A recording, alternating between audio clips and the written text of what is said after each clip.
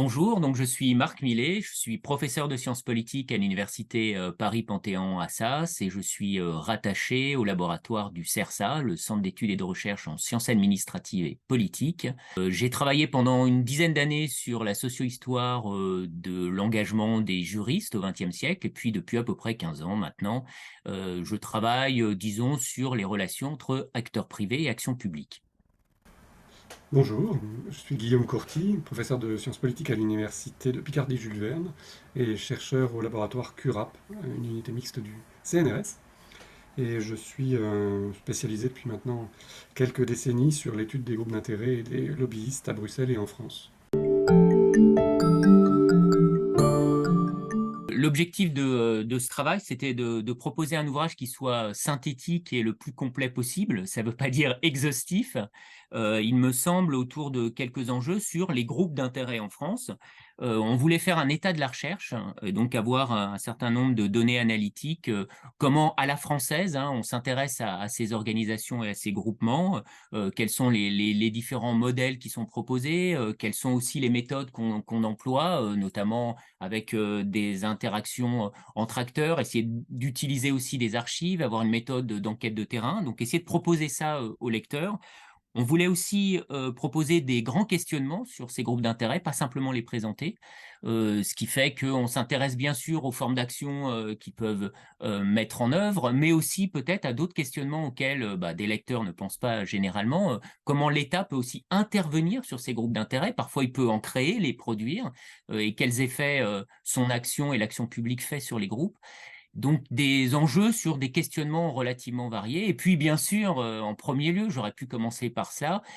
c'est d'avoir un panorama des groupes d'intérêt en France, à la fois dans des secteurs relativement variés et des catégories de groupes d'intérêt aussi assez diversifiées. Donc que ce soit des organisations professionnelles, également la question bien sûr de l'entrée en jeu des ONG ou des associations, et puis des champs ou ce qu'on appelle parfois des secteurs d'action publique, hein, que ce soit des secteurs régaliens ou d'autres types disons, de champ de l'action publique. En sciences politiques, il y a bien sûr des définitions qui peuvent être à la fois différentes et parfois un peu antinomiques. Il y a une définition que je trouve intéressante, mais qui est pour moi assez compliquée à rendre opérationnelle, c'est d'associer groupe d'intérêt et action d'influence ou stratégie d'influence, parce que ce terme est très piégé. Et je trouve que se référer à une tradition qui provient des États-Unis, qui est de considérer que les groupes d'intérêt sont des organisations déjà. On ne parle pas de réseaux informels, on aborde les groupes d'intérêt par le cadre d'une organisation donc, qui a des statuts et une certaine stabilité dans le temps, et qui a une autre spécificité, c'est d'avoir des relations relativement régulières, pas forcément continues et assidues, mais relativement régulières avec les pouvoirs publics, sans néanmoins participer aux élections. Ça, c'est le critère qui permet vraiment de faire la différence avec les partis politiques, notamment. Donc, rentre dans ce périmètre qui est très très large, toutes les activités, ça va des entreprises au culte, en passant par les associations, les ONG, les syndicats et les think tanks, par exemple, qui ont développé une activité régulière avec les pouvoirs publics et pas forcément d'influence. Ça peut être sous tutelle, être un partenaire, être en délégation de service public, et ça montre qu'un personnel a une activité particulière qui consiste à interagir régulièrement avec les pouvoirs publics.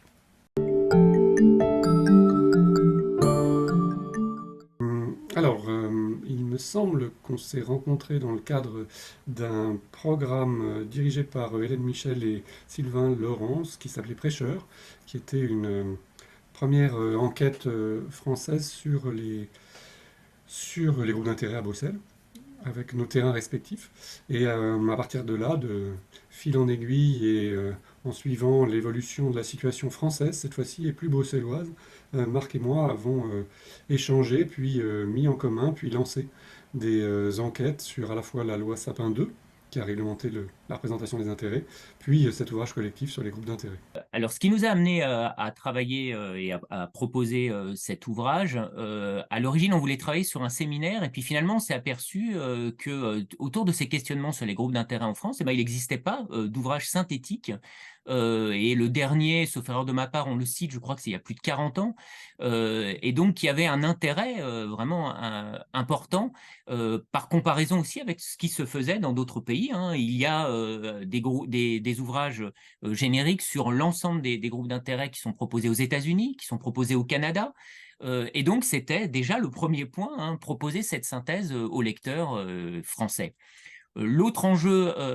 naturellement, c'était de faire une synergie et sans doute d'arriver à mobiliser des auteurs qui sont des auteurs de référence, hein, qui travaillent soit en action publique, soit sur des champs comme le champ territorial, et les mobiliser sur cette question des groupes d'intérêt, soit parce qu'ils avaient déjà travaillé sur les groupes d'intérêt, ou parce qu'on leur a demandé, hein, de le faire de manière importante pour avoir un état de l'art donc autour de cette question. Et sans doute un autre élément important qui nous avait amené à proposer cet ouvrage,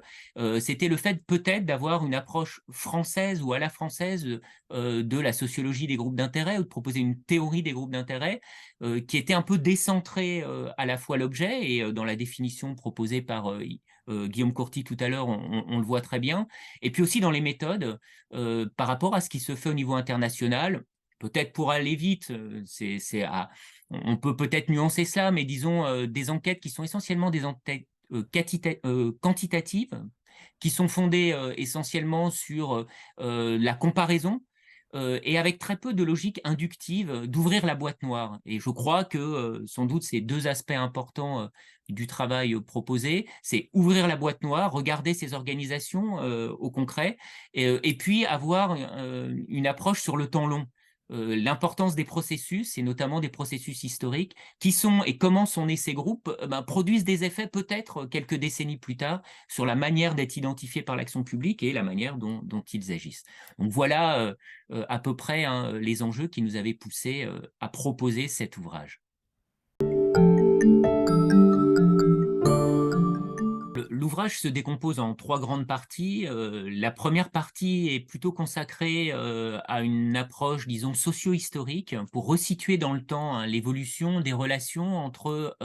pour aller vite, hein, l'État et ses groupes d'intérêt. Donc on a différents chapitres, hein, la question de la représentation politique, et de voir que des organisations, notamment ouvrières, ont participé de la formulation de structures et d'une conception particulière de l'action collective vis-à-vis de l'État, avec le travail de Samuel Hayat. On a essayé de discuter pour notre part les modèles parfois présentés comme antithétiques entre une vision assez bienveillante des États-Unis autour de l'action des acteurs privés et de la société civile, et puis une vision qui serait négative, portée en France par une certaine tradition philosophique issue de la Révolution. Donc, ce sont ces questions qui sont traitées dans une première grande partie, autour aussi, bien sûr, de la question du rapport de l'État à ces groupes d'intérêt, qui est traité par un spécialiste de politique publique, Patrick Hassen-Teufel. Ensuite, la seconde partie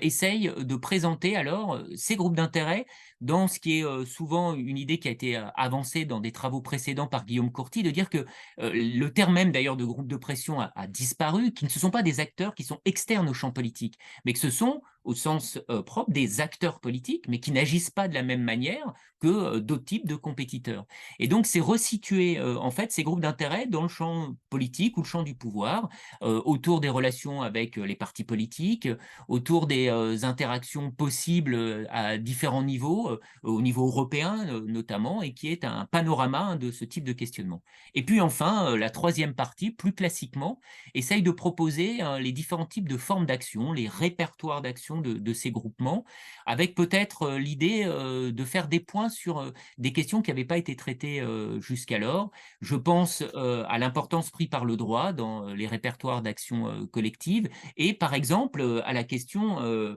là aussi, qui est devenu un enjeu assez contemporain, du rapport à la violence. Et donc un panorama, hein, finalement, de ces types d'actions, avec aussi, bien sûr, l'importance prise avec des moments spécifiques, avec un papier qui est un papier aussi collectif, qui est autour des campagnes électorales, et qui fait référence aussi à un ouvrage précédent qui avait pu être publié. Enfin, peut-être un petit mot donc sur l'idée des focus. Les focus, il me semble, avaient pour objectif, en fait, d'apporter un regard de biais autour de questionnements qui n'étaient pas totalement qui ne rentrait pas dans, je dirais, une approche assez générique autour de ces enjeux des groupes d'intérêt. Donc, d'une part, c'était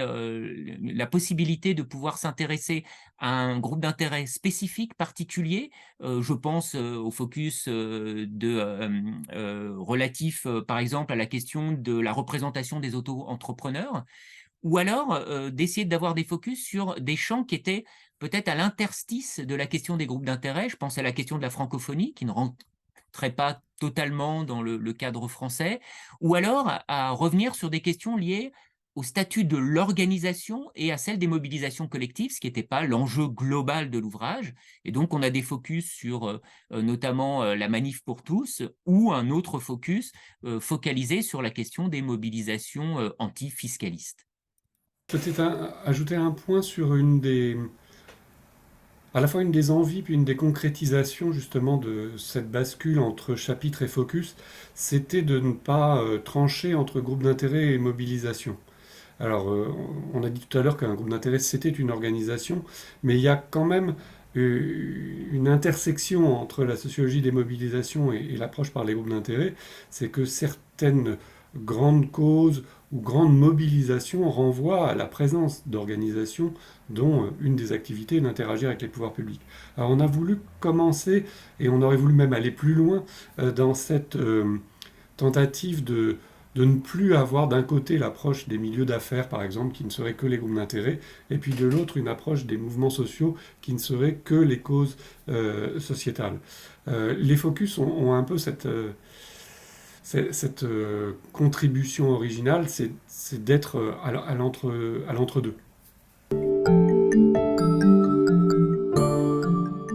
Je dirais, le principal apport, il me semble, c'est de disposer d'une synthèse qui permet de faire le point à la fois sur les questionnements actuels de la science politique autour de ces questions et d'avoir un panorama d'une connaissance qui n'est pas exhaustive, hein, mais qui est relativement complète, hein, des principaux acteurs qui interviennent, hein, dans le cadre de la vie politique française. Oui, je soulignerai aussi que on espère que ça va susciter des champs complets de recherche, parce qu'il ne faut pas prendre ça comme une sorte de phase finale qui vient dire ça y est, on sait tout sur la question. Ça permet de repérer les vides encore sidérants de notre méconnaissance de l'action des groupes d'intérêt. Je donnerai juste quelques exemples pour vous dire à quel point on pourrait continuer. Euh, la politique de défense, le secteur militaire, l'armement, l'approche par le genre, des organisations féminines ou de la place des femmes dans ces activités de professionnels de la politique en étant des représentantes d'intérêt ou des lobbyistes. La territorialisation, même s'il y a une avancée marquante avec le chapitre consacré à cette approche, mais ce sont des territoires dans lesquels on commence à peine à défricher la question, etc., etc., la place des acteurs étrangers dans la vie politique française. Vous voyez, je trouve que ça nous permet, nous, de lister, et j'espère pour les lecteurs, et pour de futurs chercheurs et chercheuses, les chantiers dans lesquels on peut s'investir.